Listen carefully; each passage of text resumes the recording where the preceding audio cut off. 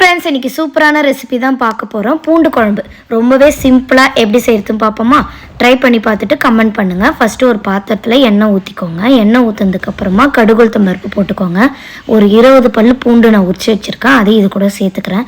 சேர்த்துட்டு இது நல்லா வதக்கிக்கோங்க. வதக்கினதுக்கப்புறமா இப்போ வெங்காயம் சேர்த்துக்கோங்க.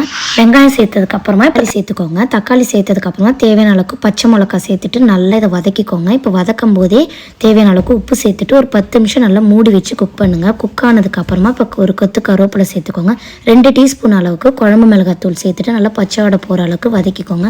வதக்கினதுக்கப்புறமா ஒரு எலுமிச்சை சைஸ் புளி கரைச்சி வச்சுருக்கேன், அதையும் இது கூட சேர்த்துட்டு இது நல்லா ஒரு 5 நிமிஷம் நல்லா கொதிக்க வைங்க. நல்லா கொதித்ததுக்கு அப்புறமா ஒரு சின்ன துண்டு அளவுக்கு வெல்லம் சேர்த்துக்கோங்க. வெல்லம் சேர்த்துட்டு ஒரு 10லேருந்து 15 நிமிஷம் நல்லா இது கொதிக்க வைங்க. அவ்வளோதான், ரொம்பவே சூப்பராக இருக்கும். ட்ரை பண்ணி பாருங்கள். இந்த வீடியோ பிடிச்சிருந்தா லைக் பண்ணுங்கள், ஷேர் பண்ணுங்கள், கமெண்ட் பண்ணுங்கள். ஆர்த்தி சமையலுக்கு சப்ஸ்கிரைப் பண்ணிக்கோங்க. தேங்க்யூ.